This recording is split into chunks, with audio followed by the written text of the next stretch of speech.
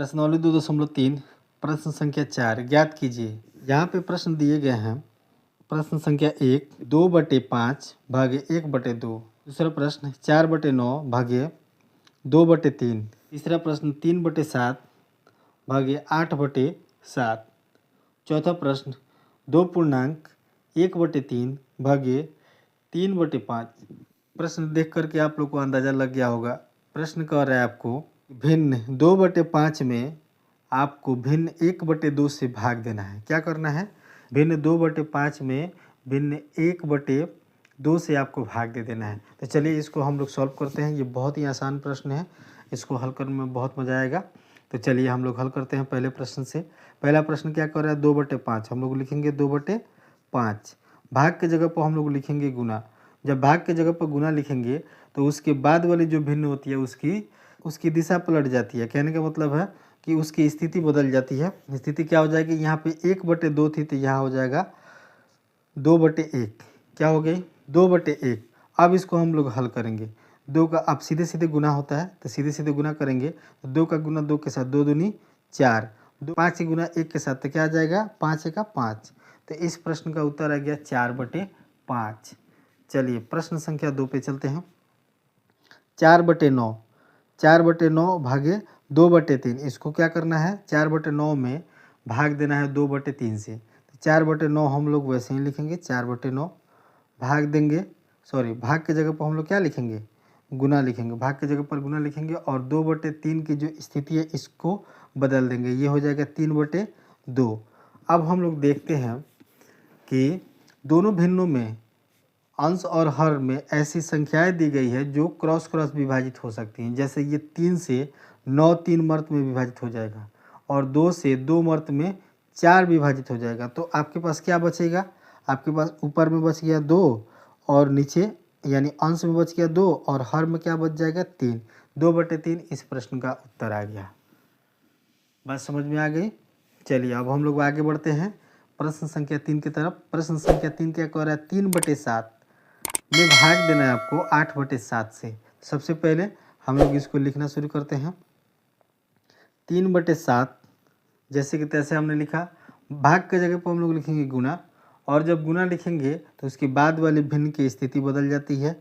यानी 8/7 को हम लोग लिखेंगे 7/8।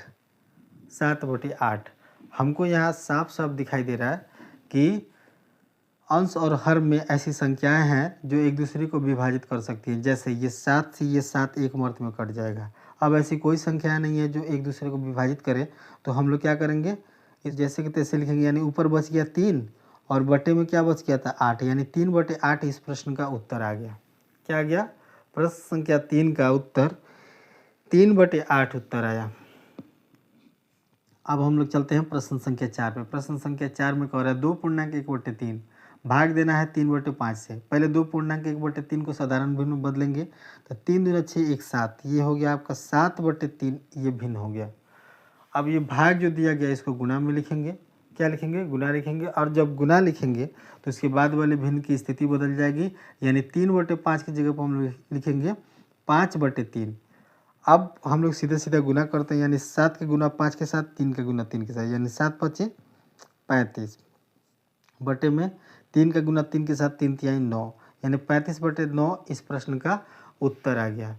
चलिए इसी प्रश्न के अगले भाग को हम लोग अब हल करेंगे। संख्या 4 के 5वां प्रश्न। 5वां प्रश्न क्या कहता है? 2.1/2 2.1/2 भाग देना है 8/3 से। यानी भिन्न 8/3 से इसमें भाग देना है। सबसे पहले इस पूर्णांक संख्या को भिन्न में बदलेंगे तो 2 दूनी 4 1 5। क्या आएगा? 5/2। एक भिन्न आ गया। यहाँ पे भाग का साइन दिया हुआ है, भाग को हम लोग गुना में बदलेंगे। जब गुना लिखेंगे तो उसके बाद वाले भिन्न की स्थिति बदल जाएगी। 8/3 को हम लोग लिखेंगे 3/8। चलिए अब इसको हल करते हैं। तो 5 के गुना 3 के साथ 5 तिहाई 15 और 2 का गुना 8 के साथ तो 8 दूनी 16, यानी 15/16 इस प्रश्न का उत्तर आ गया। प्रश्न संख्या 6 2/5 भाग देना है इसमें 1.1/2 से। तो चलिए इसको हल करते हैं। सबसे पहले ये पूर्णांक वाली संख्या को हम लोग भिन्न में बदल लेते हैं। 2 1 का 2 1 3, यानी 3/2, भाग है तो भाग, और 2/5 है तो 2/5। चलिए अब ये साधारण भिन्न हमको मिल गया, और 2/5 में हमको 3/2 से भाग देना, ये बातें हमको समझ में आ गई। चलिए अब इसको आगे हल करते हैं। तो 2/5 जैसा है वैसे हम लोग लिखेंगे, और यहाँ भाग है तो हम लोग यहाँ पे गुना लिखेंगे, और उसके बाद वाले भिन्न की स्थिति बदल जाएगी, यानी 3/2 का हो जाएगा 2/3। चलिए अब उसको सीधे सीधे गुना करें, यानी 2 का गुना 2 के साथ, 5 से गुना 3 के साथ, यानी 2 का गुना 2 के साथ 2 दूनी 4, 5 से गुना 3 के साथ तो 3 5 15, यानी 4/15 इस प्रश्न का उत्तर आपको मिल गया। चलिए अगले प्रश्न पे चलते हैं। क्या कह रहा है, 3.1/5 में आपको भाग देना है 1.2/3 से। तो चलिए सबसे पहले हम लोग देख रहे हैं कि इन दोनों जो भिन्न दिए गए हैं वो पूर्णांक वाले भिन्न दिए गए हैं। इसको क्या करना है, सबसे पहले इसको साधारण भिन्न में बदलेंगे। तो क्या करेंगे, 5 के गुना 3 के साथ 1 को जोड़ लेंगे, 5 3 15 और 1 16, 16 और बटे में 5, भाग है तो भाग, यहाँ पे 3 1 3 2 5, 5/3। अब क्या करेंगे हम लोग, इसे हल करेंगे। 16/5 जैसे कि तैसे लिखेंगे, भाग है तो इसको गुना में बदल देंगे, और गुना में बदलेंगे तो ये 5/3 की स्थिति बदल जाएगी, क्या हो जाएगा 3/5, 3/5। अब सीधा सीधा गुना करेंगे तो 16 का गुना 3 के साथ 16 3 48, 5 गुना 5 के साथ 5 25, यानी 48/25 इस प्रश्न का उत्तर आ गया। चलिए प्रश्न संख्या 8, ये प्रश्न संख्या 4 का आखिरी प्रश्न है और इस अध्याय का भी आखिरी प्रश्न है। चलिए इसको हम लोग हल करते हैं। क्या आएगा, क्या दिख रहा है आपको, प्रश्न संख्या 8, 2.1/5 में भाग देना है आपको 1.1/5 से। पहले इस पूर्णांक वाली संख्या को भिन्न में, साधारण भिन्न में बदल देते हैं, फिर इसको हल करते हैं। तो 5 दूना 10 1 11, 11 और बटे में 5 है तो 5, यहाँ पे भाग है तो भाग अभी ऐसे ही रहने देंगे।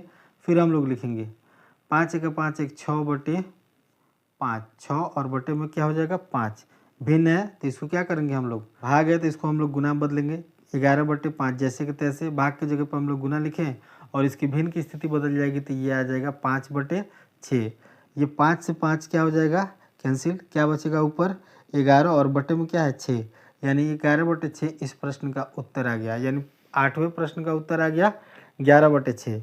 और इसी के साथ प्रश्नावली 2.3 के प्रश्न संख्या 4 का 8वां प्रश्न समाप्त होता है, और इसी के साथ यह प्रश्नावली समाप्त होती है। अब हम लोग इसी अध्याय के अगले प्रश्नावली 2.4 को पढ़ेंगे।